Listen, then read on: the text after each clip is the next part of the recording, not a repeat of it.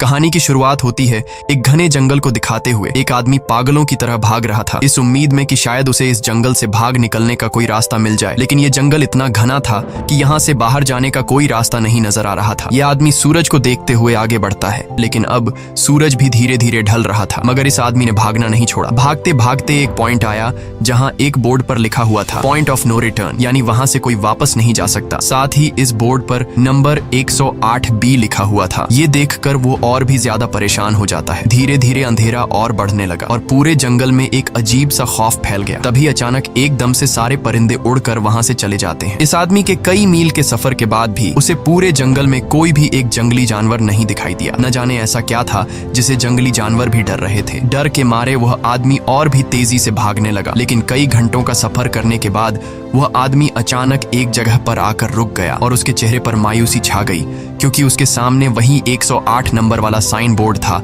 जिस पर लिखा हुआ था पॉइंट ऑफ नो रिटर्न। अब आदमी को समझ आया कि चाहे मैं जितना भी भागूं पर इस जंगल से निकल नहीं सकता, इसलिए अब वो वहां छुपने की जगह ढूंढने लगा। लेकिन वहां उसे छुपने के लिए कोई सेफ जगह नहीं मिली, इसीलिए अब वो पेड़ के ऊपर चढ़ जाता है। पर तभी उस पेड़ की टहनी टूट गई, जिससे वो आदमी काफी ऊंचाई से नीचे जमीन पर आ गिरा। पेड़ से गिरने के बाद वो बहुत ज्यादा जख्मी हो चुका था। उसे काफी गहरी चोटें आई। इससे पहले कि वो बेहोश हो जाता तभी अचानक जमीन हिलने लगी और अजीब सी गुर्राने की आवाजें आने लगी। वो आवाजें सुनकर आदमी के गले में सांसें अटक गईं। तभी अचानक कोई उसे खींच कर ले गया। खींचने वाला कौन था ये नहीं दिखाया गया, लेकिन हमें उस आदमी की दर्द भरी चीखें सुनाई दी गई। इस इंसिडेंट के 6 दिन बाद हमें शहर में मीना नाम की एक लड़की को दिखाया जाता है जो एक बर्ड शॉप में काम करती है। तभी उसका बॉस आता है और मीना को एक गोल्डन पैरट को शहर से दूर एक जू में डिलीवर करने का ऑर्डर देता है। मीना बॉस की बात को मानते हुए अब उस पैरट को डिलीवर करने जाती है। मीना गाड़ी में बैठकर अपने मोबाइल में उस जू का लोकेशन सेट कर लेती है और अपने सफर पर निकल पड़ती है। शहर से बाहर निकलने के बाद वो एक बोर्ड पर बहुत सारे लोगों के मिसिंग फोटोज देखती है, यानी वहाँ पर कई सारे लोग गायब हो चुके थे। लेकिन मीना उन पर ज्यादा ध्यान नहीं देती और आगे बढ़ने लगती है। आगे बढ़ते दौरान मीना शॉर्टकट लेते हुए जंगल के रास्ते से गुजरती है ताकि वो जल्दी से इस पैरट को जू तक डिलीवर कर दें, और वो पहुंच गई जंगल के बीचों बीच। ये वही जगह है जहाँ हम पहले एक आदमी को गायब होते देख चुके हैं। वहाँ आकर मीना बुरी तरह से फंस चुकी थी। वो अपने मोबाइल पर मैप देखती है, लेकिन वहाँ मोबाइल के सिग्नल नहीं आ रहे थे और उसके कार का रेडियो भी काम नहीं कर रहा था। मीना अब वहाँ से वापस निकलने लगी, लेकिन अब उसे वहाँ से बाहर निकलने का रास्ता समझ नहीं आ रहा था। थोड़ी देर बाद मीना की गाड़ी भी खराब हो गई। मीना गाड़ी से बाहर निकलती है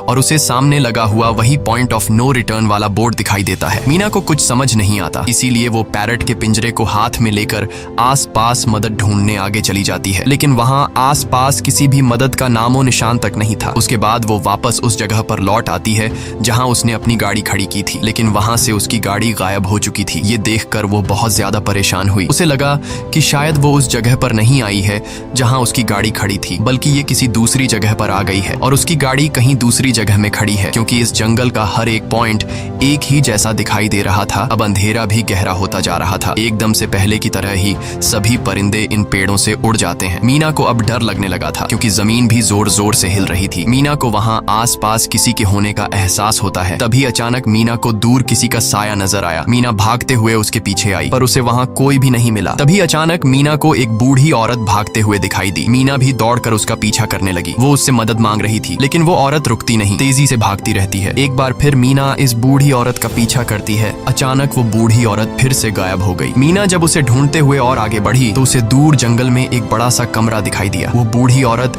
उस कमरे के दरवाजे को खोलकर मीना से कहती है, अगर जिंदा रहना चाहती हो तो जल्दी से अंदर आओ। ये सुनते ही मीना बिना सोचे समझे दौड़ते हुए उस कमरे की तरफ गई। मीना के अंदर आते ही उसने गेट को लॉक कर दिया। मीना देखती है कि ये कोई अजीब सा कमरा है जिसमें एक बहुत बड़ा सा मिरर लगा हुआ था। उस बूढ़ी औरत के साथ यहाँ 2 और लोग भी थे। मीना घबरा कर उन लोगों से पूछती है, ये कौन सी जगह है? इस पर उस बूढ़ी औरत ने जवाब दिया कि इस जगह को हम दी कोब कहते हैं। मेरा नाम है मैडलन, ये लड़की है कियारा और इस लड़के का नाम है डेनियल। बूढ़ी औरत मीना से कहती है कि अभी बातचीत का वक्त नहीं है, तुम जल्दी से हमारे साथ मिरर के सामने खड़ी हो जाओ, क्योंकि कोई हमें देखने आने वाला है। मीना पूछती है, आखिर हमें कौन देखने आ रहा है? तो वो बूढ़ी औरत उससे कोई जवाब नहीं देती। एकदम बाहर से अजीब सी आवाजें आने लगी। मीना डर के मारे पूछती है कि ये आवाज किस चीज की है? तो कियारा मीना को बताती है कि इन्हें हम वॉचर्स कहते हैं। वे शीशे के दूसरे ओर से हमें देख रहे हैं, पर हम उन्हें नहीं देख सकते। वे हर रात सूरज ढलने के बाद यहाँ आते हैं और हमें देखते रहते हैं जब तक सुबह का सूरज नहीं निकल आता। तभी शीशे के दूसरी तरफ से शोर आने लगा। मीना पूछती है, ये शोर कैसा है? उस बूढ़ी औरत ने बताया कि वॉचर्स तुम्हारे आने से खुश हैं, तुम्हें यहाँ देखकर तालियां बजा रहे हैं। मीना बुरी तरह से कंफ्यूज थी, वो जल्द से जल्द यहाँ से निकलना चाहती थी। मैडलिन जिन्हें वॉचर्स कह रही थी, न तो अब तक मीना ने उन्हें देखा और न ही किसी और ने देखा था। रात गुजर जाती है, सुबह होने पर ये लोग उस जगह से बाहर निकल आते हैं। मैडलिन बताती है कि वे वॉचर्स सिर्फ रात में ही बाहर निकलते हैं, दिन के वक्त हम लोग जंगल में आजाद घूम सकते हैं। मीना रात भर यही सोच रही थी कि कब सुबह होगी और जल्दी से मैं इस जंगल से बाहर निकल जाऊं, इसीलिए वह फौरन जंगल से बाहर निकलने का रास्ता ढूंढने लग जाती है। तब मैडलिन बाकी सबको उसे रोकने से मना कर देती है, जैसे कि वह जानती हो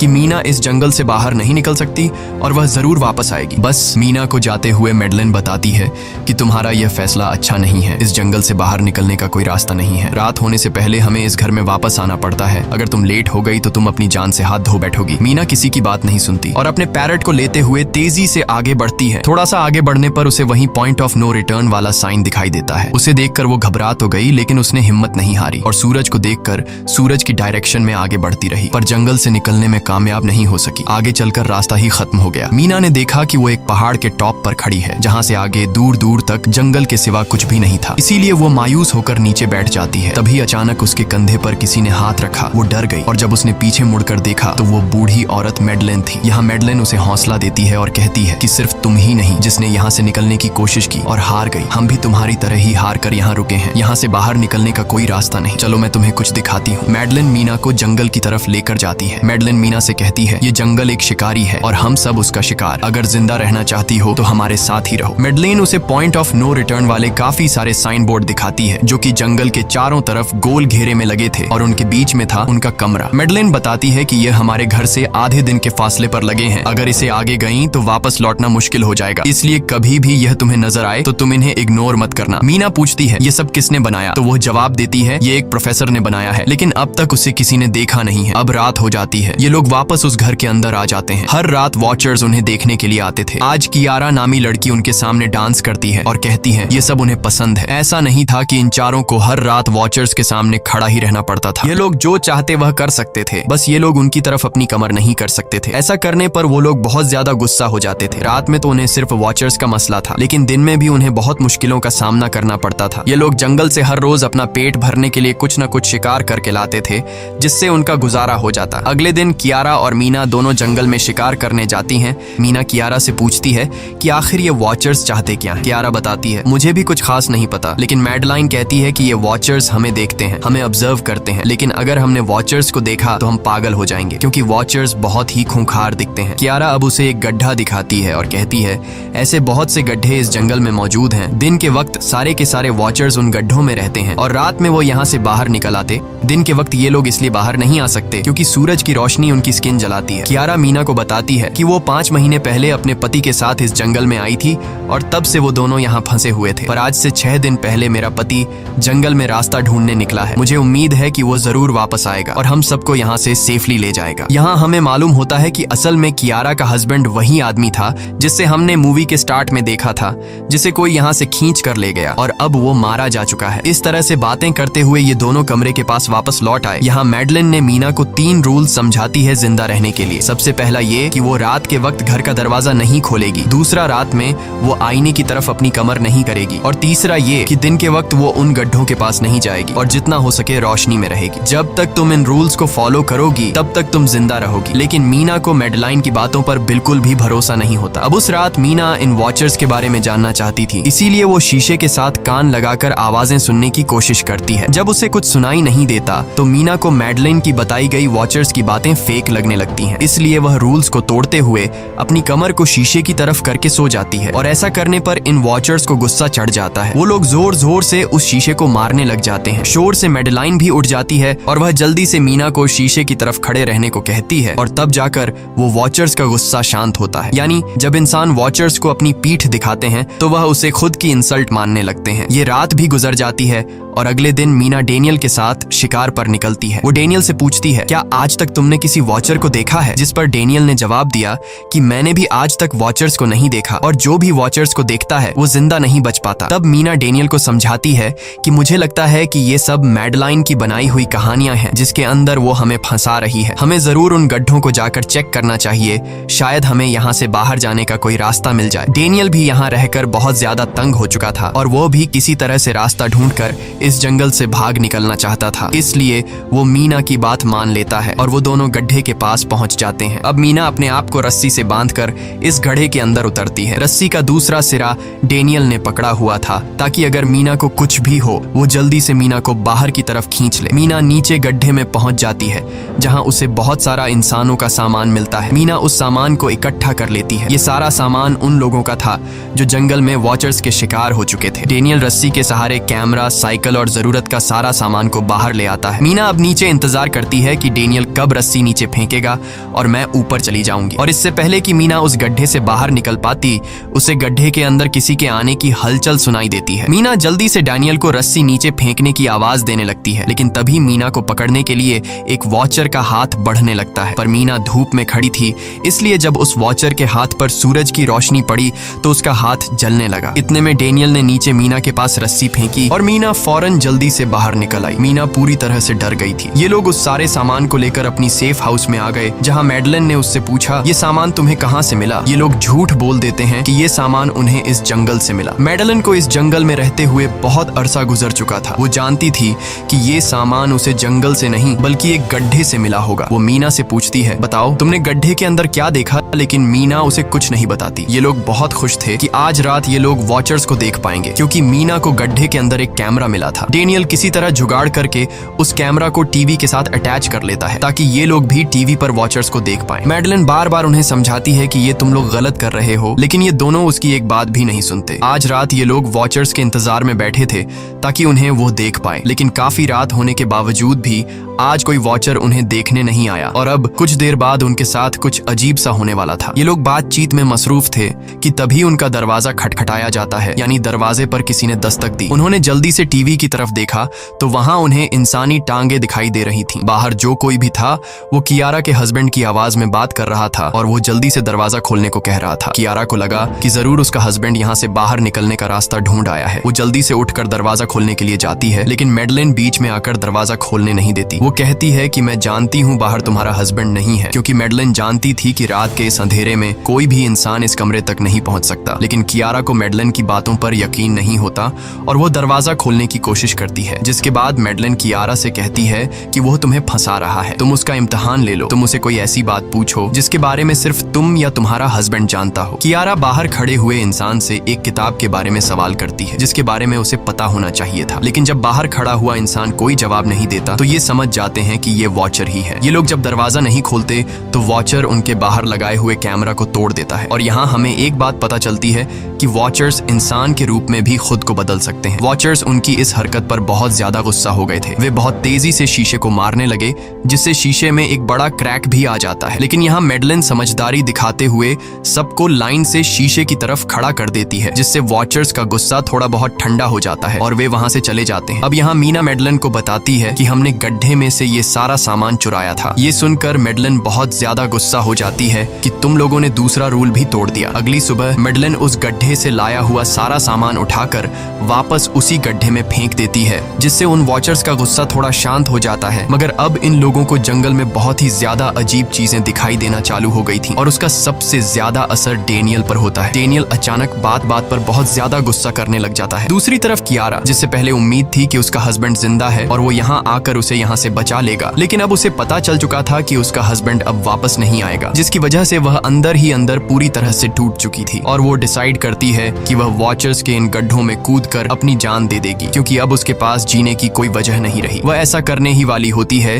कि मीना आकर उसे बचा लेती है। इसी बीच हम देखते हैं कि डेनियल मैडलिन की तरफ अजीब तरह से देख रहा होता है और वह गुस्से में आकर मैडलिन को पेड़ के साथ बांध लेता है। डेनियल ने कहा कि अब मैं इस बुढ़िया के कोई रूल्स नहीं मानूंगा, अब यहाँ सिर्फ मेरी बात मानी जाएगी। अब रात होने वाली थी, इसलिए डेनियल कमरे की तरफ भागा और कियारा भी उसके पीछे भागी, लेकिन मीना मैडलिन के पास आई और उसकी रस्सियां खोलने लगी। दूसरी तरफ डेनियल ने कियारा को लेकर कमरे का दरवाजा अंदर से बंद कर दिया और मीना और मैडलिन को बाहर वॉचर्स के लिए छोड़ दिया। मीना और मैडलिन डेनियल से दरवाजा खोलने के लिए गिड़गिड़ाते रहे। डेनियल से रिक्वेस्ट करते हैं कि प्लीज दरवाजा खोल दो, लेकिन डेनियल ने दरवाजा नहीं खोला। अब बाहर चारों तरफ अंधेरा छा गया और वॉचर्स के आने का टाइम हो गया, इसलिए अब मजबूरन उन्हें अपनी जान बचाने के लिए एक घने पेड़ के नीचे रहकर छिपना पड़ा। थोड़ी देर बाद उन्हें वॉचर्स की गुराने की आवाजें आने लगी। इस टाइम मीना और मैडलिन के साथ हमें भी उन वॉचर्स की एक झलक दिखाई जाती है। ये लोग लंबे, पतले और खतरनाक थे। सब अपने अपने गड्ढों से निकलकर इंसानों को देखने के लिए उस सेफ रूम तक पहुंचते हैं और जब ये लोग देखते हैं कि मीना और मैडलिन वहां नहीं हैं, तो वो उनको खाने के लिए जंगल में ढूंढने लग जाते हैं। और जब ये वॉचर्स दूर जाते हैं तो मौके का फायदा उठाते हुए ये दोनों फिर से सेफ रूम तक आ जाते हैं और डैनियल से रो रो कर दरवाजा खोलने को कहते हैं। इस बार डैनियल के दिल में रहम जाग जाता है और वो उनके लिए दरवाजा खोल लेता है। अब अंदर जाने के बाद पहले तो मैडलिन डैनियल पर गुस्सा करती है और फिर इन सबको शीशे के सामने खड़ा करके वॉचर्स के बारे में कुछ बातें बताती है। मैडलिन ने कहा कि अब तक हम बहुत से रूल्स तोड़ चुके हैं, इसलिए मुझे नहीं लगता कि इस बार वॉचर्स हमें माफ करेंगे। मैं तुम लोगों को वॉचर्स के बारे में कुछ सच्चाई बताना चाहती हूँ। दरअसल मैं जब यहाँ पहली बार आई थी तो मैंने कुछ ऐसा देखा जिससे मेरे होश उड़ गए। मैंने अपना ही एक डुप्लीकेट देखा। असल में वो एक वॉचर था जो मेरा रूप लेने की कोशिश कर रहा था। हालांकि उसकी आंखें और बाल बिल्कुल परफेक्ट नहीं थे। मीना ने पूछा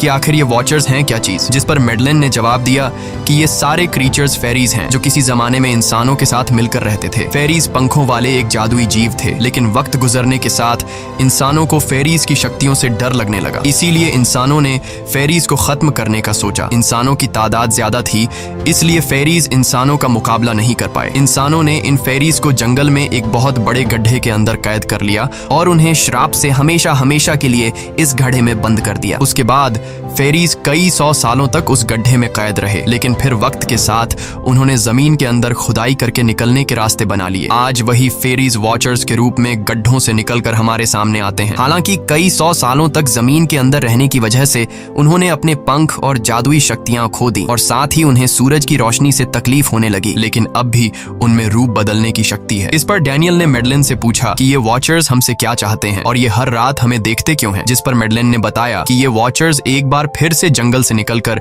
इंसानों के बीच रहना चाहते हैं, लेकिन अपने असली रूप में ये इंसानों के बीच नहीं रह सकते। इसीलिए उन्होंने हमें यहाँ रखा हुआ है ताकि हमें देखकर हमारा रूप ले सकें और हमसे आज के दौर के तौर तरीके सीखकर इंसानों के बीच रह सकें। मैडलिन ये सब बातें बता ही रही थी कि अचानक सभी वॉचर्स वापस लौट आए और जब वॉचर्स को पता चलता है कि मैडलिन और मीना वापस अपने कमरे में आ गए हैं तो वो सब गुस्से से भड़क उठे और दरवाजा तोड़ने की कोशिश करने लगे। इन चारों ने टेबल को खींचकर दरवाजे के सामने रख दिया ताकि दरवाजा वॉचर्स तोड़ न सके, लेकिन वॉचर्स की ताकत काफी ज्यादा थी और इन चारों को पता चल चुका था कि जल्द ही वॉचर्स अंदर आ जाएंगे और उन्हें मौत अपनी आंखों के सामने दिखाई दे रही थी। तभी उन्होंने देखा कि टेबल को घसीटकर दरवाजे तक ले जाने की वजह से कारपेट पलट गई है। जब उन्होंने कारपेट हटाया तो उन्हें नीचे एक बड़ा लोहे का गेट नजर आया। उन्होंने जल्दी से गेट खोला तो उन्हें पता लगा कि नीचे एक बहुत बड़ा बंकर है। ये लोग जल्दी से उस बंकर के अंदर घुस गए और ऊपर से लोहे का गेट बंद कर दिया। ये लोग इस बात को लेकर परेशान थे कि ये बंकर यहाँ पर मौजूद था और इन लोगों को पता भी नहीं चला। इस बंकर के नीचे बहुत फैसिलिटीज थी, हजारों दिन का खाना, एक कंप्यूटर और भी बहुत सारा जरूरत का सामान रखा था। मीना जानना चाहती थी कि आखिर ये जगह किसने बनाई, इसीलिए वो उस कंप्यूटर को ऑन कर लेती है। उस कंप्यूटर में बहुत सारा डेटा सेफ था, जिसे खोलने पर उन्हें पता चलता है कि ये सारी जगह प्रोफेसर मार्टिन ने बनाई थी। असल में प्रोफेसर को इन क्रीचर्स के बारे में पता था। वो इन वॉचर्स पर रिसर्च करना चाहता था, इसीलिए उसने ये बंकर बनाया था। पैसों का लालच देकर वो दूसरे इंसानों को काम के लिए यहाँ लेकर आता था और रात के वक्त मजदूरों को ऊपर कमरे में छोड़कर खुद यहाँ आकर छुप जाता था और वो वॉचर्स फिर उन इंसानों को खा जाया करते थे। अगली वीडियो में डॉक्टर मार्टिन बताते हैं कि उनकी रिसर्च के दौरान उन्हें एक सबसे अलग फेरी मिली जो रोशनी में भी उन गड्ढों से बाहर आ सकती थी। डॉक्टर बताता है कि उस वॉचर ने एक बच्ची का बिल्कुल परफेक्ट रूप ले लिया था जिसे कोई पहचान नहीं सकता था। वो बहुत अच्छी थी, उसने डॉक्टर मार्टिन को मारा नहीं। डॉक्टर मार्टिन उसे यहाँ ले आया। तभी प्रोफेसर ने कैमरा को दूसरी तरफ मोड़ा। तब उन्होंने देखा कि प्रोफेसर ने उस छोटी सी बच्ची के रूप में आए वो क्रीचर को पिंजरे में कैद कर लिया है। पता नहीं डॉक्टर उसके साथ कौन सा एक्सपेरिमेंट करने वाला था। उस कंप्यूटर में बहुत सी वीडियोस थी और हर वीडियो में कुछ न कुछ बताया हुआ था। मीना बस ये जानना चाहती थी कि आखिर में क्या हुआ, इसीलिए वो सबसे आखिरी वीडियो प्ले करती है जिसमें वह देखती है कि प्रोफेसर खुद को और उस फेरी को मारने वाले हैं। मरने से पहले वह इस जंगल में फंसे हुए लोगों के लिए यहाँ से निकलने का रास्ता बता देता है और कहता है कि शाम में जिस डायरेक्शन में परिंदे भागते हैं उस डायरेक्शन में भागने से वे लोग इस जंगल से निकल सकते हैं। उसने इस रिकॉर्डिंग मैसेज में कहा था कि अगर कोई इस जंगल से निकलने में कामयाब हो गया तो यूनिवर्सिटी में जाकर मेरी सारी रिसर्च तबाह कर देना। मैंने यहाँ आकर बहुत बड़ी गलती कर दी। उसके बाद प्रोफेसर ऊपर चले गए और फिर 2 गोलियों की आवाज आई, जिससे उन्हें समझ आया कि प्रोफेसर ने पहले उस फेरी को मारा और फिर खुद को गोली मार दी। आज रात ये चारों बहुत खुश थे क्योंकि उन्हें इस जंगल से जान छुड़ाने का रास्ता मिल गया था। अगली सुबह सभी लोग अब बंकर से बाहर निकलते हैं तो देखते हैं कि उनका सेफ हाउस उन वॉचर्स ने पूरी तरह तबाह कर दिया है और आज के दिन उन्हें लाजमी इस जंगल से निकलना होगा, वरना ये लोग मारे जाएंगे क्योंकि रात को अब उनके पास छिपने के लिए कमरा भी नहीं बचा था। ये लोग अब यहाँ जंगल से निकलने के रास्ते में बढ़ने लगते हैं। वो परिंदे जिनके बारे में प्रोफेसर बता रहे थे वे तो शाम को उड़ने वाले थे, लेकिन उन्हें शाम होने से पहले जंगल से बाहर निकलना था। इसलिए मीना अपने पास मौजूद पैरट को आजाद कर देती है। जिस डायरेक्शन में वह उड़ता है उसी डायरेक्शन में ये लोग चलने लग जाते हैं। चलते हुए रास्ते में ही उन्हें एक कब्र मिली। मैडलेन उस कब्र को देखकर बताती है कि एक वक्त था जब ये लोग इंसानों के साथ रहते थे, लेकिन इंसानों ने उनके साथ बहुत बुरा किया, धोखा किया और उन्हें यहाँ जंगलों में फंसाकर खुद चले गए। कई घंटे सफर करने के बाद ये लोग एक नदी के पास पहुंच गए। वहाँ उन्हें प्रोफेसर का एक बोट मिला, जिसको देखकर ये लोग बहुत खुश हुए, लेकिन उनकी खुशी अब कुछ ही देर की मेहमान थी क्योंकि अब अंधेरा हो चुका था और वॉचर्स के आने का वक्त हो गया था। उससे पहले कि ये लोग डॉक्टर मार्टिन की बोट में बैठकर यहाँ से दूर चले जाते, तभी उन्हें पीछे से किसी की आवाज आई। जब उन्होंने पीछे मुड़कर देखा तो वो कियारा का हस्बैंड था जो मदद के लिए चिल्ला रहा था। वो बहुत ही जख्मी हालत में था। बाकी सब बोट में बैठ चुके थे, इसलिए डेनियल अकेला उसकी मदद के लिए गया। डेनियल कियारा के हस्बैंड को खींचकर बोट की तरफ लाने लगा, लेकिन तभी ये लोग बोट से देखते हैं कि डेनियल जिसकी मदद करने गया वह कोई इंसान नहीं बल्कि एक वॉचर है, जिसने उनके सामने ही डेनियल का रूप ले लिया। वो लोग कुछ भी नहीं कर पा रहे थे। अब उस वॉचर ने डेनियल को मार दिया। उन्हें इस बात का पता था कि वॉचर्स इस नदी को पार नहीं कर सकते हैं और फाइनली ये लोग खुद इस नदी को पार करके शहर तक पहुंच जाते हैं। और कहानी में असल ट्विस्ट इसके बाद आया। शहर पहुंचने के बाद ये तीनों अलग अलग रास्तों पर चले गए और कुछ दिनों बाद अब मीना जल्दी से डॉक्टर मार्टिन के कहने के मुताबिक उनके यूनिवर्सिटी में उनका सारा डेटा खत्म करने के लिए आई। उससे पहले कि वह उनका रिसर्च डेटा डिलीट कर देती, तभी उससे वहां एक टेप रिकॉर्डर मिला और उस टेप रिकॉर्डर से मीना को एक नया राज मालूम हुआ। जब हजारों साल पहले इंसान और फेरीज एक साथ रहते थे तो तब उनकी शादी भी हुआ करती थी। इंसान और फेरी के मिलन से जो बच्चे पैदा होते थे उनमें इंसान और फेरी दोनों के गुण होते थे। उन्हें हाफलिंग्स कहा जाता था। उन हाफलिंग्स में एक खासियत थी कि वे रूप बदलने में इतने माहिर होते थे कि वे किसी मरे हुए इंसान का रूप भी बदल सकते थे। प्रोफेसर का मानना था कि जब इंसानों ने फेरीज को जंगल के अंदर गढ़ों में कैद कर लिया था, तब हाफलिंग इंसानों के बीच अपना रूप बदलकर चुपके से रहने लगे और वो आज भी किसी न किसी रूप में इंसानों के बीच मौजूद है। मीना जब प्रोफेसर के ऑफिस में आई और वहाँ पर जांचबीन करने लगी तो वहाँ उसके हाथ कुछ ऐसी तस्वीरें लगी जिसने उसके होश उड़ा दिए। उसने देखा कि तस्वीर में जो प्रोफेसर के साथ लेडी खड़ी है वो कोई और नहीं बल्कि मैडलेन है और असल में मैडलेन प्रोफेसर की वाइफ है। वो कंफ्यूज हो जाती है कि मैडलेन ने उसे यह बातें क्यों नहीं बताई। इस भारी कंफ्यूजन को शेयर करने के लिए वो कियारा के पास आती है और उसे बताती है कि जिस मैडलेन से हम जंगल में मिले थे वो असल में प्रोफेसर मार्टिन की वाइफ है, लेकिन उसने हमें यह सच्चाई इसलिए नहीं बताई क्योंकि वो खुद एक इंसान नहीं बल्कि एक रूप बदलने वाली फेरी थी। मैंने जब रिसर्च किया तो मुझे पता चला कि काफी साल पहले प्रोफेसर की वाइफ मैडलेन कैंसर की वजह से मर गई थी। ये सुनकर कियारा कहती है कि फिर वो मैडलेन कौन थी जो इतने समय से हमारे साथ थी। इस पर मीना कहती है, मुझे सब समझ आ रहा है। दरअसल प्रोफेसर अपनी वाइफ के मरने से बहुत दुखी थे और उसे हर हाल में वापस पाना चाहते थे और जब प्रोफेसर को इन रूप बदलने वाली फेरीज के बारे में पता चला तो प्रोफेसर ने उस रूप बदलने वाली फेरी को पिंजरे में कैद किया जो एक बच्ची का परफेक्ट रूप लेकर उनके पास आई थी। प्रोफेसर ने अपनी वाइफ की फोटो दिखाते हुए उस फेरी को अपनी वाइफ मैडलेन जैसा बना दिया क्योंकि वो फेरी बाकी फेरीज से अलग थी। वो दिन में भी बाहर आ सकती थी। मीना ने कहा कि मैंने मैडलेन को यहाँ बुला लिया है, हमें किसी तरह से करके उसे वापस जंगल भेजना होगा। तभी एक कार वहाँ आकर रुकी। जब उस कार से जो इंसान उतरा उसे देखकर मीना के गले में सांस अटक गई। वो कियारा थी, यानी कि अब तक जो मीना के साथ थी वो मैडलेन थी। उसने कियारा का रूप ले रखा था। कियारा जैसे ही घर के अंदर आई तभी मैडलेन ने कियारा के हस्बैंड के रूप में बदलकर उसे बेहोश कर दिया। मीना ने मैडलेन से कहा, आखिर तुम चाहती क्या हो? जिस पर मैडलेन गुस्से में आकर कहा, मैं फेरीज की सबसे अलग मखलूक हूँ। मेरे सभी साथी बचपन से मुझे चिढ़ाते थे। वो मुझे अपने साथ नहीं रहने देते क्योंकि मैं सबसे अलग थी। मैं उस जंगल में अकेली पड़ चुकी थी और मैं उस जंगल से निकलकर बाहर लोगों के साथ मिलकर रहना चाहती थी। फिर एक दिन प्रोफेसर उस जंगल में आया।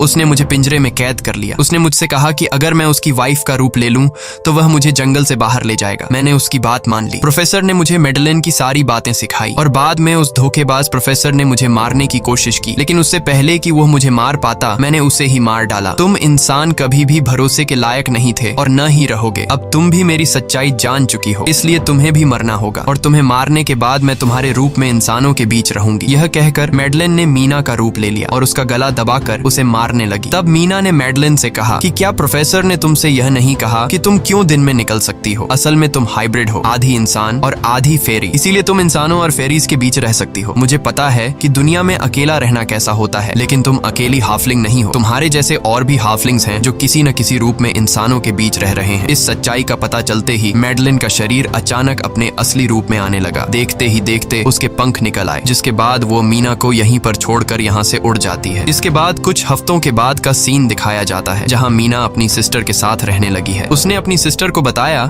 कि शायद वो फेरी अभी भी मेरा पीछा कर रही है। तब मीना की सिस्टर उसे कहती है कि तुम डरो मत, ऐसा कुछ नहीं है। और कहानी के एंड में हम एक छोटी बच्ची को देखते हैं जो कि उस वक्त मीना के घर के नीचे खड़ी थी। ये कोई और नहीं बल्कि मेडलिन थी, जो अब उनके दुनिया में उस रूप में रह रही है। और इसी के साथ ये कहानी खत्म हो जाती है। अगर आपको ये वीडियो अच्छी लगी हो तो हमारे चैनल को सब्सक्राइब और वीडियो को लाइक जरूर कीजिएगा।